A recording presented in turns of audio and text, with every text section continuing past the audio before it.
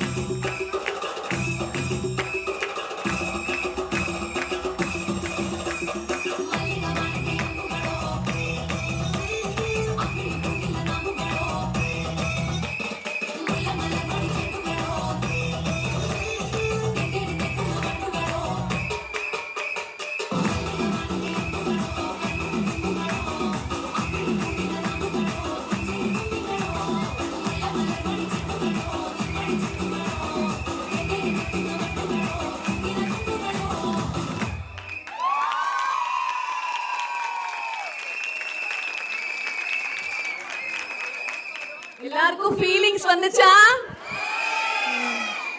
ஆட்டம் அருமை. மீண்டும் இந்த குழுவுக்கு ஒரு பலத்த கரகோஷத்தை கொடுக்கலாம்.